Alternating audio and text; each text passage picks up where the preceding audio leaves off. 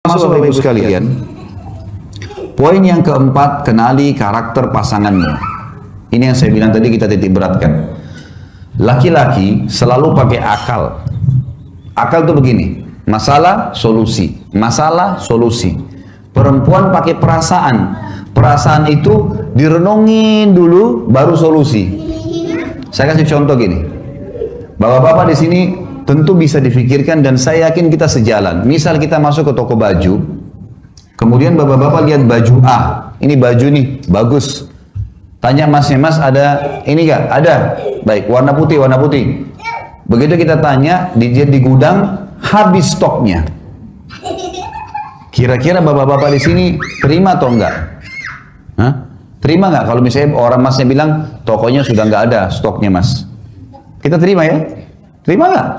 Mana suaranya orang Bali nih? Saya tanya bapak-bapak dulu, ibu-ibu jangan jawab dulu. Sebentar ibu-ibu. Kita laki-laki sudah biasa kalau, oh ini nggak ada mas stoknya, sudah. Pak mau lihat yang lain enggak? Iya boleh, kita biasa saja. Tapi kalau ibu-ibu, sekarang ibu-ibu beli baju, cocok warnanya. Pas lihat ukurannya nggak ada. Pasti ibu bilang, coba cek dulu di gudang mas. Kenapa nggak ada? Kapan ada? Saya ambil nomor teleponnya ya, panjang ceritanya itu. Ini karakter namanya. Sekarang begini, bapak ibu janjian nih, pergi restoran suami istri. Anggaplah lagi pacaran, pergi berdua suami istri. Janjian di restoran A, pas tiba tutup restorannya. Bapak-bapak pasti masalah, solusi. Tutup mah, udah kita cari restoran lain ya. Begitu nggak? Ibu-ibu nggak, sebentar mas, saya tanya dulu kenapa tutup. Turun dia nanya, kenapa tutup? Kenapa? Habis. Kok habis? Biasanya jam sekian, panjang tuh ceritanya. Ngobrol dulu. Ini namanya perasaan. Yang ini akal, ini perasaan. Memang begitu. Memang begitu.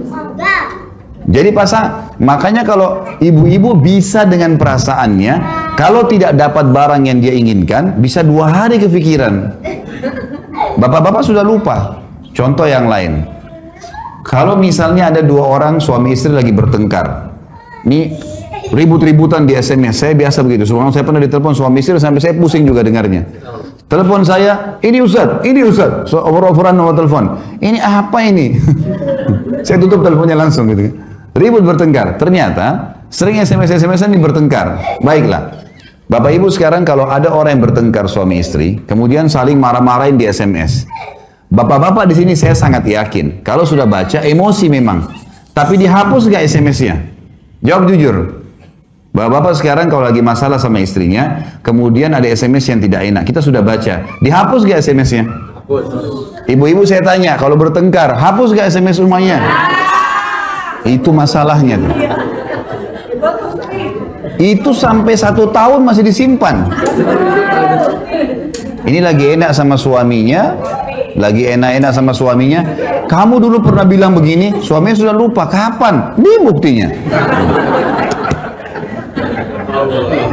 Ini karena perasaan. Suami dia pikir masalah jalan keluar, masalah jalan keluar. Itu laki-laki. Perempuan enggak, perasaan dulu. Dan itu direnungi dulu lama, baru kemudian jalan keluar. Makanya di sini Allah menjadikan laki-laki sebagai pemimpin. Dia pemimpin itu butuh cepat. Masalah solusi. Apa masalah solusi? Jalan keluarnya apa? Dan Nabi SAW mengatakan sungguh tidak beruntung satu kaum yang dipimpin oleh kaum wanita. Karena lama direnungin sama dia dulu. Bisa sampai berhari-hari sedih baru kemudian jalan keluar, gitu kan? Jadi memang sudah seperti itu. Nah, mengenali karakter pasangan penting. Bapak-bapak sekalian, ibu-ibu itu kena pakai perasaan, dia suka kalau ditelepon. Nah, jadi bapak-bapak jangan juga tidak pernah telepon istrinya. Ibu-ibu harus tahu, bapak-bapak tidak suka ditelepon. Jadi kalau ibu-ibu sering telepon, dia marah. Karena bagi dia, ini lagi kerja, urusan kerjaan. Kalau ibu nggak ada urusan, lagi masak dimatiin kompornya kalau orang telepon, bicara. Kalau bapak-bapak tidak begitu. Nah imbangin ini sekarang, imbangin ya. Cara untuk kita mempertahankan rumah tangga adalah bagaimana suami mengimbangi perasaan istrinya. Artinya, sesibuk apapun, luangkan waktu untuk telepon. Gimana kabar? Baik sayang. Ini kita ucapin kata-kata yang baik. Oh ya, dia sudah merasa diperhatikan. Udah cukup. Ibu-ibu juga harus tahu, bapak-bapak itu pakai akal. Dia nggak suka diganggu kalau lagi kerja. Dan jangan pernah berpikiran tidak baik sama pasangannya. Oh, kalau tidak angkat telepon berarti lagi bicara sama perempuan lain nih. Ya. Atau lagi sibuk nih, atau lagi apa. Sudahlah, sangka baik aja. Karena kata Nabi SAW, seburuk-buruk ya, seburuk-buruk pernyataan adalah sangka baik, sangka buruk. Seburuk-buruk, sedusta-dusta perkataan adalah sangka buruk. Gak bisa, kita disuruh sangka baik. Sampai kata Nabi SAW, iltamis li akhika udra. Cari alasan baik untuk saudaramu muslim. Pernah ada sahabat janjian sama sahabat yang lain. Kemudian sahabat ini rupanya terlambat nih. Yang satu nih yang nunggu sudah gelisah. Kata Nabi SAW, kenapa? Ya Rasulullah janjian, belum datang. Kata Nabi SAW, carikan alasan positif untuk saudaramu. Mungkin macet, mungkin telat, mungkin sakit, mungkin banyak, cari alasan.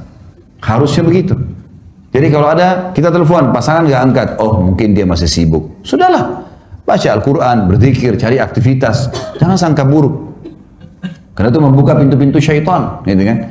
Harus kenali karakter pasangan, imbangin karakter itu, kita akan bahagia. Ya.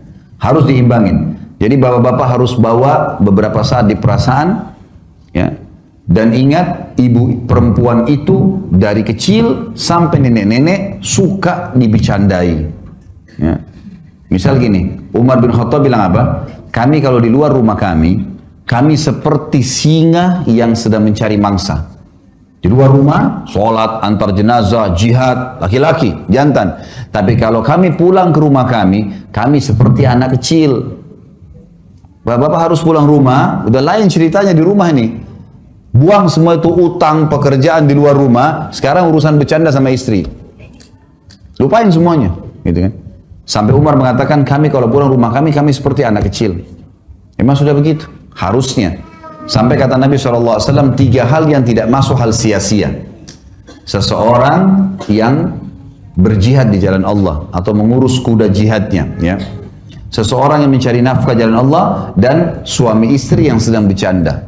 Biarpun berjam-jam, itu nggak sia-sia. Pahala di sisi Allah. Saking pentingnya, bercumbuan, bercanda, saling menghibur dalam Islam itu dibolehkan. Tidak masuk hal sia-sia. Ini penting di garis bawah ya. Makanya harus diketahui teman-teman sekalian tentang masalah ini. Jadi kenali karakter pasangan, kita akan bahagia.